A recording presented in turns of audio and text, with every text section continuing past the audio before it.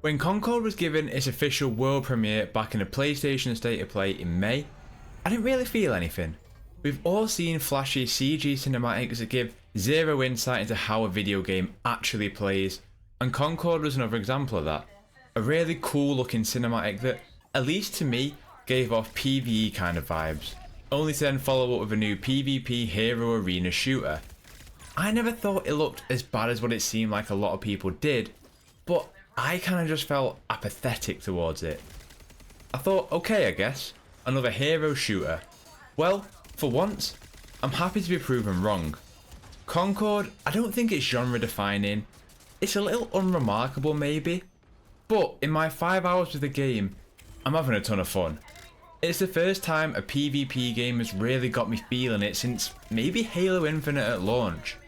It combines aspects of different games into it, but I think it does just enough where it stands on its own 2 feet only when it's you in the driving seat playing it.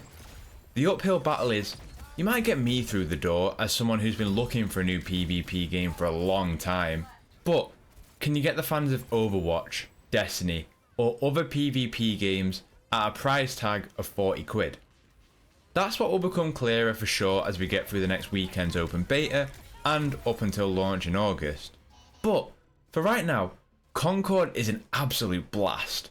It combines the punchy gun feedback of Destiny, the variety in designs and characters of Overwatch, the spirit of Guardians of the Galaxy in its dialogue and overall energy, and the score of the more upbeat themes of the Mass Effect series. All of it into a package that is drooling in 70s sci-fi charm. I'm having a blast, I can't lie.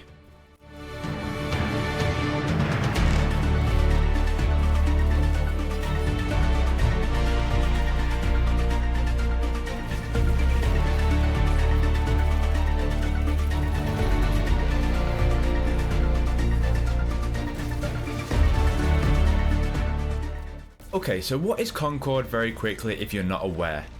It's a 5v5 hero PvP shooter, heavily inspired by Guardians of the Galaxy in its tone, but also distinct enough. In the beta we were given access to all 16 characters, 4 game modes inside 2 different categories, part of the progression model and 4 maps to play on. We'll start with the characters. Each character not only has 2 unique abilities, but unique weapons too. In my time in the beta, I gravitated most towards Lennox, who is basically a Destiny hunter with a hand cannon, exploding throwing knife and a dodge that refills all the ammo. He's basically if Peter Quill and Yondu were merged together and then they were a Destiny hunter. You know what I'm saying? One thing straight from the off though is that although this is a hero shooter, you aren't assigned to roles.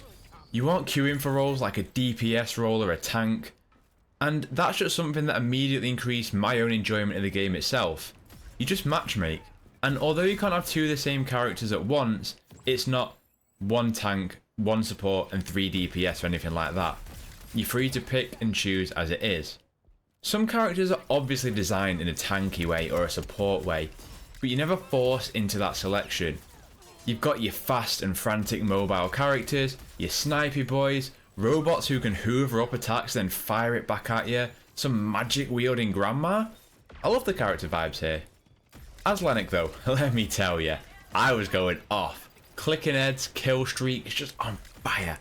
And as someone who routinely now sucks at multiplayer games, this does feel quite casual friendly, but there is definitely enough to have a competitive scene here. Going back to the Destiny comparison for 1 second, these comparisons are fair, as there is multiple ex-Bungie members on the team, but also it does have that kind of Destiny snappy feedback in its gunshots.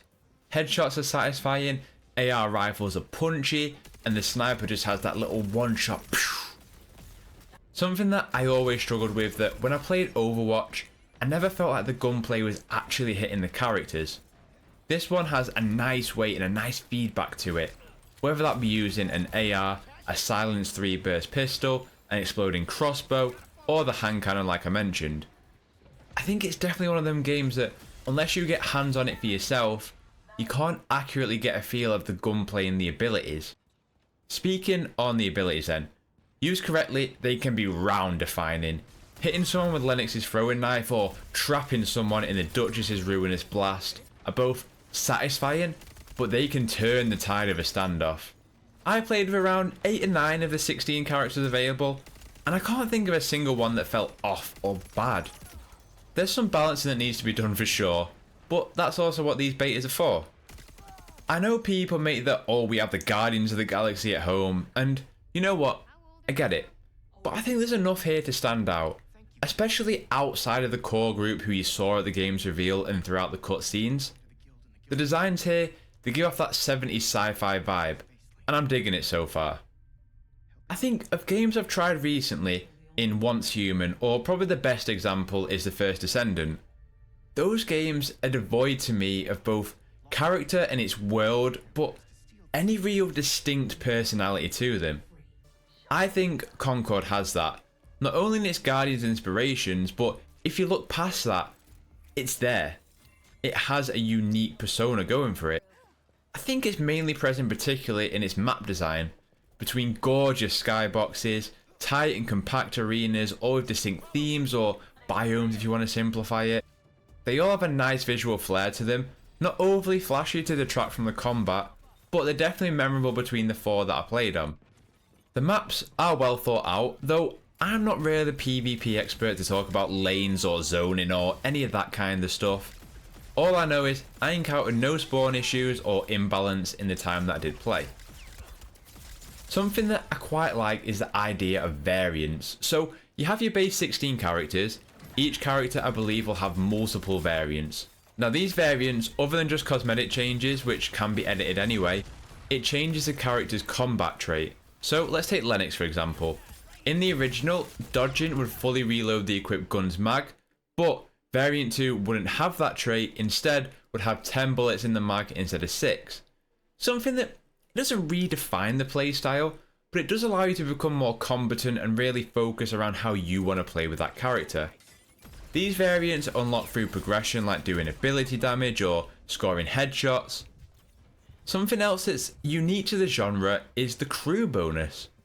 I really like this actually.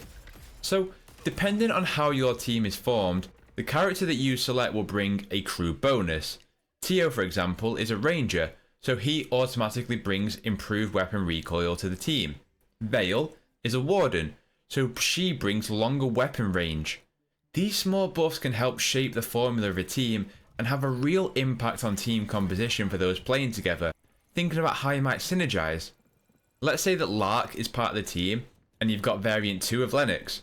That hand cannon is now going to reload them 10 bullets a lot faster than before, so it might make sense to pick variant 2 of Lennox here rather than 1.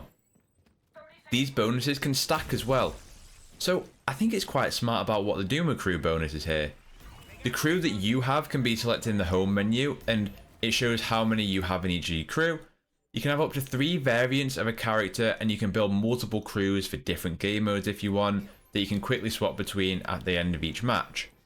I think it's quite an innovative take that maybe for casuals like me, probably won't think too much about, but again for that competitive team, it's a neat addition. The 4 game modes that I played were divided into 2 different categories. So you've got Brawl, which is the respawn modes like Team Deathmatch and Kill Confirmed, basically first to 30, and then the 2 non-respawn modes, which is Clash Point and Cargo Run, acting like No Respawn King of the Hill and Neutral Search and Destroy respectively. You know what? I really liked all of them. I tend to just enjoy the casual respawn modes like a Team Deathmatch, but I actually really enjoy banding together with squads here and doing the non-respawn modes.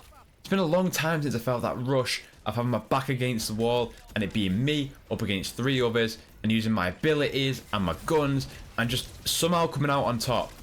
Those kind of moments that I kind of forget is the attraction of these PvP games. That rush and then coming in clutch. Oh, it's so good. The Search and Destroy variant was neutral too, so it's not just attack versus defense, it's whoever just wants to try and plant the bomb, so it's that risk versus reward. There was no sense of microtransactions and what they might cost in the beta. Progression is based upon daily, weekly, seasonal and free gunner jobs. Jobs are essentially just challenges like certain amounts of damage, matches completed, headshots, enemies killed airborne, that kind of jazz. Progression, I think felt fine, though again, no indication on a battle pass, and from what I understand, all that was increasing was our base level, which is our reputation. you do get what's called a business card, which has customization elements to it. So the base one demonstrates how many eliminations and assists you've had, and in that business card you can swap icons, backgrounds, mottos, sidebars, and the stats displayed on it. Something that I just think always adds a little bit of personality to your profile, and I think for those who have been around for a longer time and played a lot more of the game, these kind of things are always a welcome addition, that's for sure. There is customization, the usual shenanigans like weapon skins, charms, outfits, poses. Again, not much here in the beta that I've unlocked already, so I can't again talk too much about any of that stuff. Finally, the cutscenes. So the plan is weekly cutscenes to progress the narrative and the world building of this universe. They're high production and they look fantastic. It's definitely the thing that when I wasn't really feeling the game, it made me intrigued nonetheless of having this storytelling in weekly cutscenes for a PvP game. How that will resonate with others, I'm not too sure. Weekly cutscenes sound like a hell of a task for the developers and very, very expensive, but it's definitely unique, and so far, I kinda dig it. Though, it remains to be seen what that will look like months after launch. Which, yeah, again, there's no post-launch roadmap or any kind of details, so we'll just have to wait and see on that one. Overall then, definitely not a perfect experience. I don't know if it's a conscious choice or a bug that when people leave they aren't backfilled. Sometimes the movement does feel a little too floaty and slow, and whilst I've heard that people are clambering for time to kill to be reduced, I don't think it's that bad, but a 10% decrease might be a good option. Look, these are just early impressions, but it's an impression regardless, and a positive one in that. I went in expecting an okay time, and I came out loving it. Had fun on my own, had fun with a friend, but this is as someone who hasn't had a PvP game click with them in a while. And the theme that this game is going for is a perfect match for me. The real elephant in the room is that 40 quid price tag. Look, I feel like I'm in the minority in this one in that I'm actually quite tired of free-to-play games. Now hold on. My ideal scenario is more Helldivers-like experiences of a cheaper buy-in, but it's substantial content at launch, and cosmetics that are reasonably priced to go alongside it. I'm tired of bare-bones free-to-play offerings that's whole loot is focused around getting you to spend more money than the game would have originally cost in the first place. Call me old school, I miss premium games that came with map packs, and look, we're not ever going to get that again. But I'm actually quite supportive of a game that launches with a cheaper buy-in but has a substantial offering at launch than a bare bones one. And from what I've played here, it's definitely looking up in terms of the content. Truth is that since the reveal, the game now has an uphill battle against it because so many people have already made their mind up on how this game is before they've even gave it a chance. All I can say is, next weekend, if you haven't played this weekend, there is an open beta. Try it. Judge it for yourself. Best case scenario, you come out feeling as good as I do. Worst case scenario, you saved yourself some money and you confirmed it for yourself. But that's all I have to say on Concord. Something that's now high on my radar that I now want to see the full package on, and it made me admit that I was wrong about it. But let me know, if you played it in the closed beta, what are your thoughts so far? Are you as high on it as I am, or you're not quite feeling it yet? If you haven't, are you going to give it a shot in the open beta next weekend? And how do you feel about the 40 quid price tag? Love it? Hate it? Let's have a chat in the comments down below. But as always, just keep it civil, yeah? If you enjoyed the vid, dropping a like does help me out, and I know everyone always says that, but it really is the truth. And if you enjoyed hearing my thoughts, consider subscribing. I'll be covering this game at launch, and truth be told, I just like talking about the things that I like more than I dislike here. So if you're interested in that, hit the subscribe button. My socials are linked in the comments down below if you have anything else that you want to get at me for. Other than that, I hope you have a terrific day, look after yourself, and I'll catch you in the next one.